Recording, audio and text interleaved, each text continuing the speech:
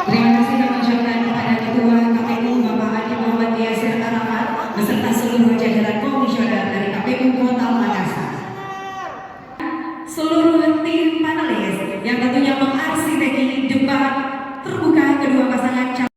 Saudara-saudara keluarga Kota Makassar yang kami muliakan, persoalan Makassar hari ini begitu banyak sehingga dibutuhkan penanganan yang tepat sasaran. Download Tribun X sekarang, menghadirkan lokal menjadi Indonesia.